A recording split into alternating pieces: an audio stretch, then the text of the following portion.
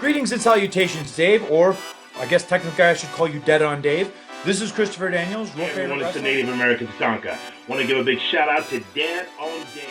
Dave, this is Leon White, Big Van Vader. Dead on Dave. What's up, man? It's the coach. Hello, this is the hardcore legend Mick Foley, and I know when I want to keep up with the latest in wrestling news from around the world, I check in with Dead on Dave Productions. He covers a wide variety of wrestling topics, including the career of the hardcore legend. Don't miss it. Dead on Productions. Yeah. What's going on, everyone? Welcome back to the channel. It's your boy, Dead on Dave, and I'm coming at you at 8 o'clock in the morning here in lovely, lovely Germany, and we are here to talk SmackDown, the final build to Money in the Bank. Oh, wait, excuse me, the greatest Money in the Bank in history. That's the way that they're announcing this thing, right? That's the way that they're propping this thing up, correct? It's the greatest Money in the Bank of all time. I said it right this time, right? I believe I did. I believe that's how WWE wants me to say it. You know, so there you go. It's the greatest Money in the Bank of all time. And you know what? It could be pretty damn good. And based off of this build, there's two things have been answered to me. Two things have been answered to me. One, SmackDown is the official go-home show. Raw is no longer the go-home show. It's done. It's dead. It's over. It's finito. Audi 5000.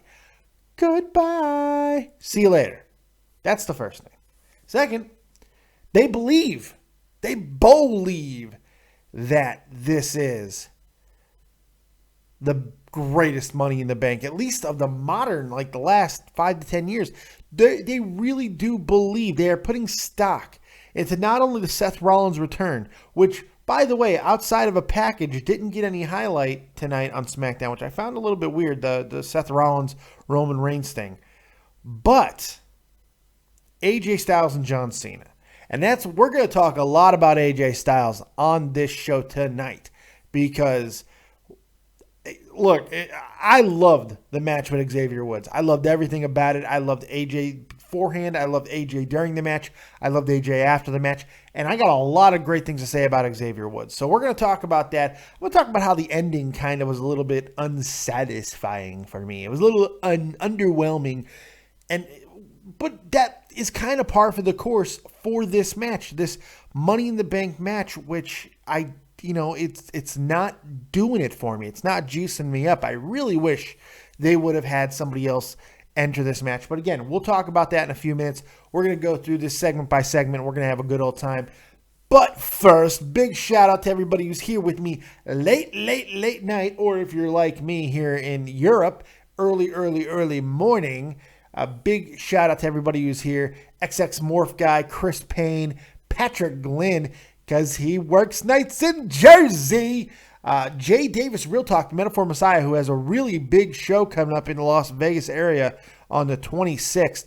If you guys are in the Las Vegas area, hit up Jay Davis on Twitter. Hit me up for details on Twitter, and I'll let you I know exactly where you can find Jay Davis, Real Talk, the Metaphor Messiah, in one of his first really big shows under a new marketing management type deal here.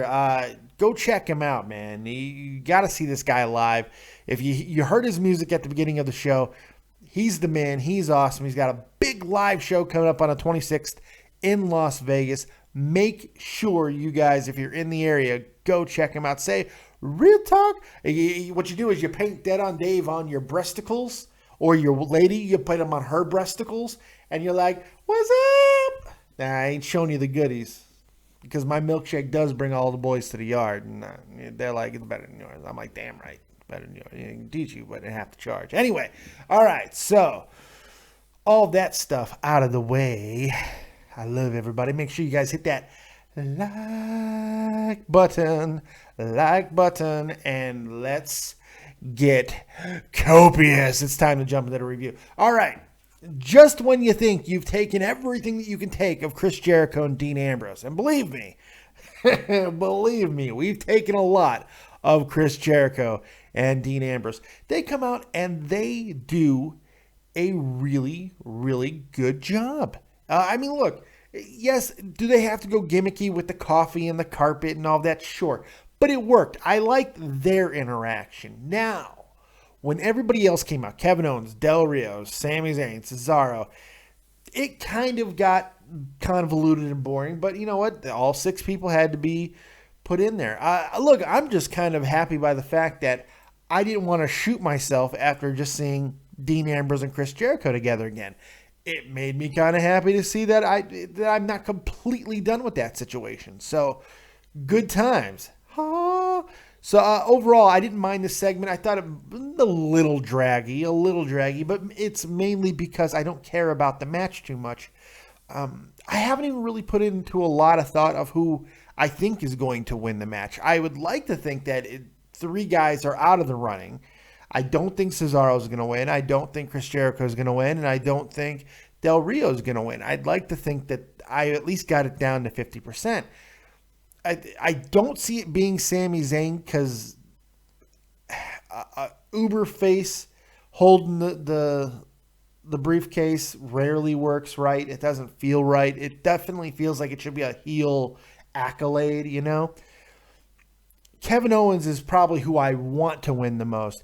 And although I just said that faces don't carry the briefcase well, Ambrose would be an exception to that because, I mean, he does what he wants when he wants to, and that's why people love the guy so much. So Dean would be a really great option for it as well. So you got all of that, and it's part of the reason why I don't care is because I'm not invested in all the guys in this match. There's not some young guys that I'm looking for to really steal the match or kind of change the landscape of it, to make big strides, to be a dark horse. I don't have any of those guys in this match. It's a lot of the same old, and it's a little meh. It's a little meh, but that doesn't mean that the match isn't going to deliver. So in fact, I'm looking for it too. So we'll see. After that, we got the Fatal 4-Way match, which I thought was a really smart idea. You take one guy from each of the teams that will be fighting in the Fatal 4-Way for the WWE World Tag Team Championships, and you put them into a fight. And they did that with Big Cass, Aiden English, Kofi Kingston Man, and Luke friggin' Gallows.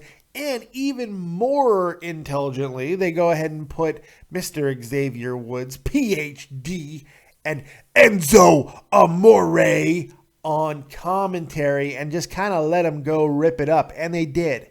They did. And I thought they did a good job, man. I thought the announced stuff was good. It was funny.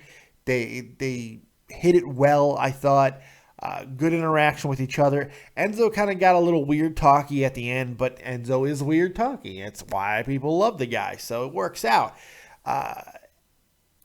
And the match was solid. It was what it was. It's a Fatal 4-Way. I mean, what are you going to do with it? And it was a good highlight of what everybody can do. Once again, I think Big Cass looks really, really good in the match. Kofi kind of lends that credibility. But there was nothing spectacular about it with all that being said. English is able to pick up the win, which virtually doesn't really mean anything. I think if you're handicapping this, the Vaudevillains are probably the least likely to win this, but don't discount it. And then I think it goes Enzo and Cass. Probably New Day retaining. And I think the favorites for me, that based off of where I think storylines are headed, is probably the club winning the tag team titles. I think that they're probably the favorites to win. You know, mainly because I feel like it's going to be a big night for not only heels, but for the club. And we're going to talk about that a little bit more on the prediction show, which will be Friday night tonight for me.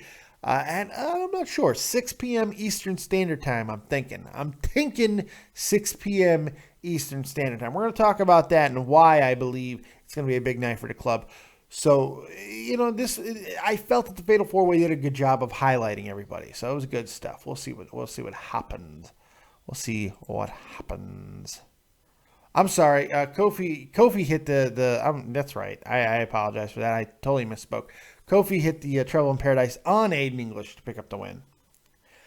My notes are all messed up tonight. I'm very sorry. Super sorry. I got the vapors. It's early in the morning. I'm not used to doing it this early. Jesus. I'm used to doing it earlier, actually. So, Anyways, after that, I actually went on a sleep coma because who gives a fuck about Natalya and Becky Lynch talking? Who cares about Charlotte interrupting? Who cares about these four? Who gives a flying fornication? I don't care. I couldn't care less. Nope. Anyway, after that, Zack Ryder, woo, I'm irrelevant versus Baron Corbin. I'm the lone wolf. I'm Baron Corbin. Baron Corbin, who I love. I wish they would use him a little bit more. I do love him. Dolph Ziggler on commentary. Why the fuck is Dolph Ziggler and Baron Corbin still in a feud? Why is this happening? What is the logic behind it? Look, I understand that some of this is about getting to the brand split, getting to SmackDown going live. I get that. I get that. Totally get that. But God, man, Corbin, people want to like this guy, even as a heel. They want to see him. Baron Corbin is a hot entity. You got to use him. You got to put him in higher spots. And putting him on the kickoff show again doesn't seem to be the smartest thing in and of itself, let alone talking about putting him in there with Dolph Ziggler again. Does anyone give a shit about this match with Dolph Ziggler? No. Did they do anything to highlight it really between him and Dolph as he was beating up Zack Ryder? I mean, maybe a little bit with the commentary that Dolph was giving, but other than that, no, not really. Not really. It was a nice win by Baron Corbin. Hey, Zack got some good offense in there, so that was good. But, Baron Corbin's Baron Corbin. End of days, bitch. See you later. Actually, they let Zack get a lot of offense in on this match, so that was kind of cool. But still, Zack loses, Baron wins. It's kind of the status quo. Speaking of things that nobody gives a shit about, Rusev attacking Kalisto before they were supposed to have a match. Kind of cool that he caught him on the entrance. I enjoyed that. And then he starts to put him in the Steiner recliner. And then Sin Cara comes out, but he gets it in the ass as well. Then Titus O'Neil, who gives a shit, comes out to make the save. It's just, nobody cares. It just doesn't. It doesn't matter. They've tried to force this situation with Titus. It feels like, and those who are smarts, who know what's going on in the business and all that stuff, think we know at least. They're like, well, this is just a little thank you for not pulling the race card, Titus. Here's your congratulations. We're going to give you at least a shot at the title. But look, the reality is Titus was on an upward trajectory even before the suspension, the controversial suspension that cost him WrestleMania. Would he have gotten this opportunity anyway? Probably. Would it have mattered more? Almost definitely. They would have had more time to build him, and now they don't. And it just kind of, nobody cares about Rusev as champion in and of itself because he took it off of a champion that nobody cared about. Nobody cared about Kalisto as the United States champion. So nobody cares about Rusev as United States champion. And it's not like we even have another mid-card title to compare it to because the fucking Miz is taking a dump on the Intercontinental title right now because it's not even on television. It's not even, they're doing little stupid vignettes on his Hollywood movie set that 15 people are going to watch the Marine 17. 15 people are going to watch the fucking Marine 17. Jesus. Who gives a flying L? Yeah, not hell, L. I'm British.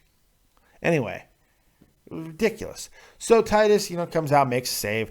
And yeah, it's nice to see Titus be big and all that good stuff and beat up Rusev. But the match, hopefully the match will be somewhat passable. If it's better than Rusev Ryback, I think it's a win. I think it's a win. So we'll see what happens with that situation. But honestly, I don't think there's a lot of caring there. By the way, if you're sitting here watching it live, make sure you hit the like button and get ready because we're about to go live on the calls. You can call in here in just a few minutes and get your voice heard on SmackDown, the final build to the biggest, the greatest Money in the Bank pay-per-view of all time. After that, the club were backstage, and this was my favorite moment of the entire night. This was my favorite thing that happened that led to the best match of the night. It was also just one of the coolest things. The club backstage, Styles talking about Cena, and all that stuff. He's not doing a great job on the mic at this point. Then the New Day comes out and starts to clown. Take him to Clown Town, bro. And Xavier's talking a little bit of trash, and Styles calls him out for a singles match, to which the New Day was like, no. But Xavier, this is why I think Xavier Woods has world title potential.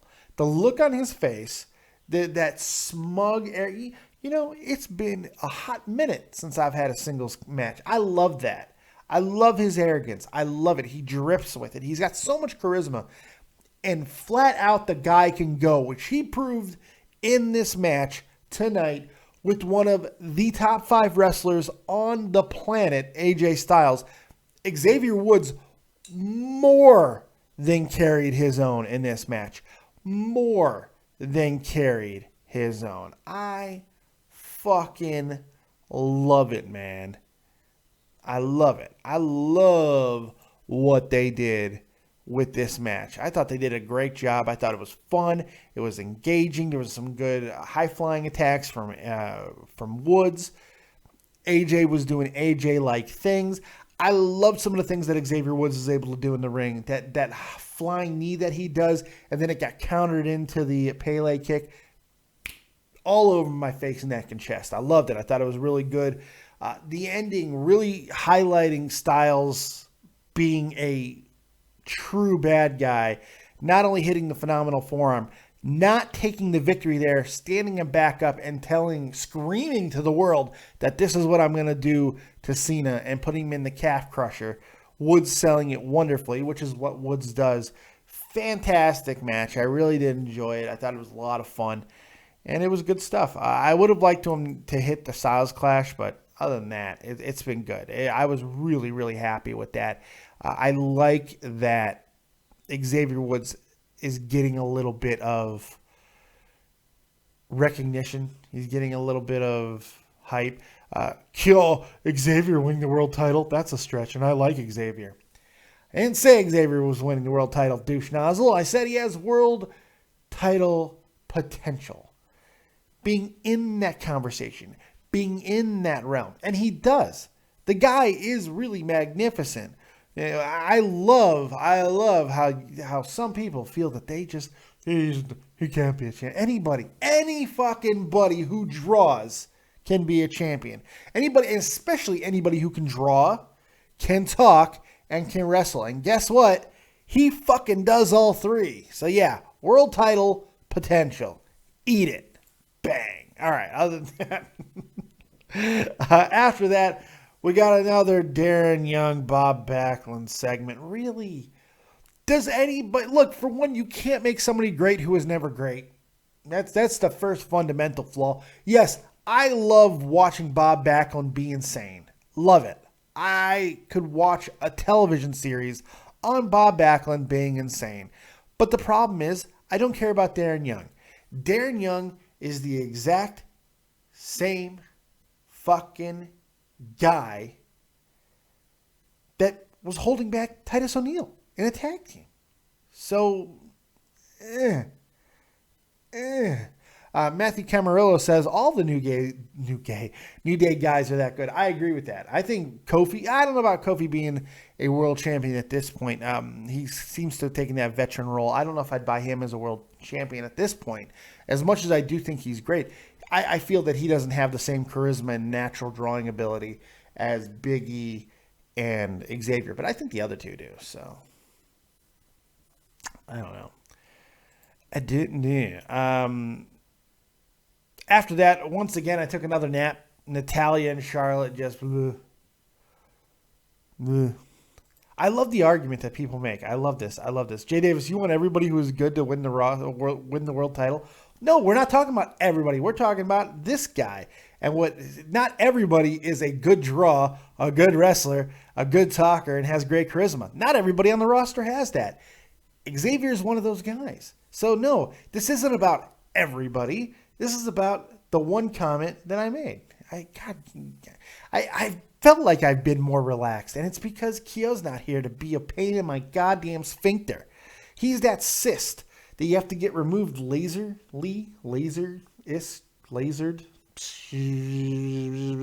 right off your bungus. Yeah, I swear to God. But I love you. Don't unsub me. I need subs. We're almost at 2,500 subs, by the way. We were closer the other day, and then I did like a video on my Army heritage that nobody really watched, but still, I lost some subs off that video. I was like, oh, that's weird. Fucking Army haters. What the fuck? Anyway, Natalya Charlotte put me in a coma. Didn't care about the match. Didn't care about the segment. Didn't care about the entire scenario because who could? Nothing about this. Who wants to see a tag team match between these four with no implication other than more than likely Dana turning on Charlotte? I got a feeling that's what's going to end up happening. Other than that, what else is there? If Sasha doesn't show up at the end of this match, I just don't know what the point of any of it is. This is all filler, and it doesn't make any sense. You changed the name of the division. You changed the entire perception of the division from the Divas title to the women's division to get some actual juice going into this situation. But then you go and do the exact same things that killed the Divas division. It makes no sense to me.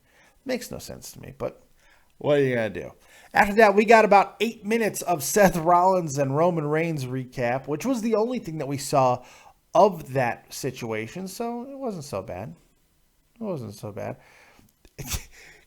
Oh my God, what a jackass. Kill 310, Xavier is a draw. Yeah, check his merch fucking records, asshole. Yeah, he's a draw. Yeah, he's a draw. People go see Xavier Woods. Look at his YouTube channel. Yeah, Xavier Woods is a draw. Eat it. Jay Davis just put a goddamn stamp on it. Roman Reigns can be champion, so can Xavier Woods. And Jay Davis with the victory. Jay Davis gives him the big boot and the leg drop. A 1, a 2, 3. A new champion. A new WWE World Champion. Jay Davis. That's right. Give him Fink. Up, down, down, a new day. That's motherfucking. That's Xavier on his own. $500,000 on his own. Anyway, that argument's done. We won. And the fact that they would put him in their singles match with AJ Styles kind of feels that they're on that same direction. So. But anyway, that's neither here nor there. Let's talk about the lackluster main event, shall we? Look, they're really trying to highlight the 6-man ladder match for the Money in the Bank. But like I said earlier in the show, who gives a shit? Who cares? I don't. We got a 6-man tag. Jericho, Owens, Del Rio, Cesaro, Zayn, and Ambrose. I think part of the reason why I don't care, why nobody cares, is because we've seen every conceivable fucking outcome between these 6 guys. They have gone heel versus heel. They've gone face, heel, tag teams. They've done everything. Every type of match that you could do with these 6 guys, they've done. And it doesn't help that most of these guys were in a feud with each other before the Money in the Bank. It's just been too much. Way too much. Too much of these guys. Too much shit. Just too much. And nobody cares. This ladder match should be the focal point of the card, considering the pay-per-view is called Money in the Bank. But it's not the focal point. It's just not. It's maybe the 4th most important match in my eyes. The 4th most, I think for me, it's AJ and Cena. That's number 1 for me. 2 is Reigns and Seth Rollins. I want to see Seth Rollins return. 3 is the tag team titles. And then it's Money in the Bank. That's how it is for me. as far as my investment in the tag titles, because I want to see Enzo and Cass or the club, take the belts off New Day, so we kind of have a little bit of a fresh situation there, or at least, inject some new life into it. That'd be cool. So I'm excited for that, but the Money in the Bank, it's just, I don't know, it just doesn't feel like it matters. I think that they've all but put the stamp that it's going to be Ambrose. I mean, they've teased it. They've said it. I mean, it really does seem like Ambrose is going to be the guy who wins. But Kevin Owens is always a good option because he's the heel. He's the heel, and a heel holding that briefcase is just much more effective than a face. Plain and simple. So I think Dean would probably have a great impact on that night, especially considering what the main event is, but we'll see. There's so much that can go. We'll see what they decide to do. But as for tonight, the match, it wasn't a bad match. It's not like the 6-man tag was a terrible wrestling match and I just wanted to stab myself in the face. I just didn't care. It just didn't really matter. So, but, it is what it is. Overall, I thought the night was pretty good. I give it a solid 7, 6.5 to a 7. Thought it was a good SmackDown. There was nothing really wrong with it. There was nothing bad. But when you rate it as a go-home show, it becomes a little bit less. Because, yes, it did help going forward. It did help going forward into Money in the Bank. But there was nothing just boom, dynamic about it. And so it's going to be a little bit lackluster because people do tend to grade these go-home shows a little bit harsher, and I completely understand why. So for me, I give it a good 6.5 to a 7. But that's my rating. What's your rating? Love to hear from you. If you're watching it live, go ahead and throw in your rating in the comment section. If you're watching this recorded, go ahead and hit me up on Twitter at DeadOnDaveV. I want to know what you thought of SmackDown this evening. Let's open it up to the phone calls now. Go ahead and call in live on Skype. David Vancura, DavidVancura, or use the number 702-751-2902. 702-751-2902. Also, if you haven't done it yet, go check out the most badass merchandise store in the whole Spreadshirt. That's right. www.deadondave.spreadshirt.com. Go check it out. We got all kinds of good stuff there. Support the channel. You can also go ahead and donate directly to the channel if you are so inclined. If you like what the Fat Man does and want to help support the channel, you can do so by donating right in the description box. Hit the link, donate to the channel. You can get a little message said. You can go ahead and, if you have a project you want to plug, perfect opportunity to do it. You can, for as little as $1, you can plug, and maybe a couple hundred people might see it. But other than that, waiting for your calls. If we don't get calls, and I understand why we might not because of the time, that's completely fine. That's kind of the crux of, the not the crux, the drawback of doing it at this time. I woke up, decided to do it. If not, I was going to do a recorded SmackDown review. So, hey, we at least got a live review off the ground here. So that was something. So if you guys want to call in, now's the time. If not, we'll get the F up out of here. Boom.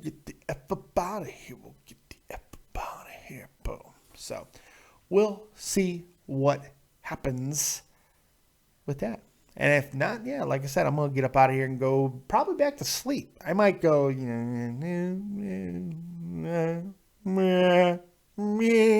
but other than that, I don't know. Jay Davis, Kill, you should call in. I'd like to hear you and Dave debate on Woods. Why do you want to see a beating like that? He's got nothing.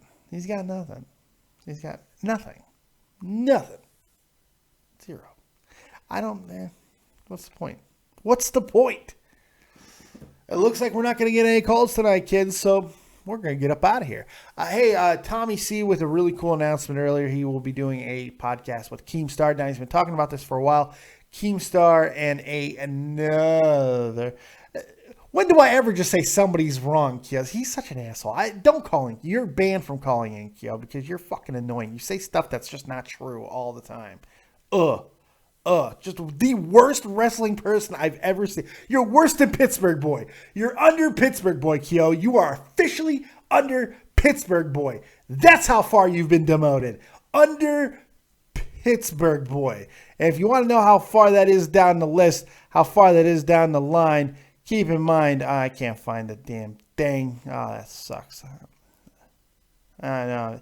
You're lucky I don't have it. You're lucky I don't have the graphic, or you would be Pittsburgh buried. Like I was saying, Tommy C has a brand new podcast coming out with Keemstar and another big YouTuber. I can't remember his name, but oh well. Go check out the official announcement over on Keemstar site or Tommy C. And if you're like, Keemstar, he's an asshole. So you can make that determination if you want. All I know is my buddy's getting a shot at the big times in YouTube, and I'm very, very happy for him. Regardless of what you feel about Keemstar, give this podcast a shot because it's Tommy. So go make sure you check that out. Give him a little bit of love on the Twitters. Oh, Kyo, Dave, remember when you said Cena was going to wrestle at Mania and I said he wasn't? Oh, he just about fucking did. He got physical, didn't he, dipshit? He got physical, didn't he, dipshit? He did. He was there. He was fucking there. He all but fucking wrestled. Congratulations. You went with you went with you stuck with it. Congratulations. He just about fucking wrestled. So I feel like that's about a 50-50 split at most. Congratulations. You got one thing in your stupid, miserable life right. God, I don't like this guy. I don't like him. He's not even right. Oh, nice one, Kyo. He's not even right. He's not even right. John Cena was there. He got physical. He was there. He was there. He all but wrestled. Jesus.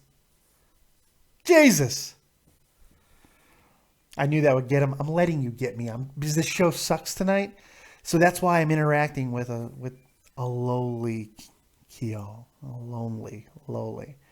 I got nothing else. It's early. I'm tired. So you're lucky tonight. I made you famous. Well, no, not really, because nobody's watching. Again, another reason why to do it. I don't know why I'm being a dick. Anyway. I said I thought he'd be in a match. He didn't wrestle. Which, by the way, a month before when it did actually start, when he announced he wasn't gonna, I kind of let off on that. So take your victory. Oh. That's all I got for you. Other than that, we did get a caller, but I was ranting. I didn't take his call. Go ahead, 209, call back in if you want. I'll wait 15 seconds for you. And then I'm going to get up out of here. Other than that, I'm tired. All right. Was that 15 seconds? I feel that was 15 seconds. So let's get up out of here. Thank you guys very much for joining us right here on Dead on Dave Productions. Like, subscribe, and share. And fuck y'all, basically. I hope nobody watches this show. This is terrible. This is my worst review of SmackDown ever. So thank you guys very much for joining us. It was a fun time, actually. I didn't mind it. Thank you guys. I know it's a late show for some of you guys. Thanks for hanging out. And have a good night. And we'll see you Friday night. Tonight for me for the prediction show for Money in the Bank. Other than that, that's all I got. Thank you very much for joining us. And as always, if you don't have talent, have talented friends. Fuck y'all. Peace.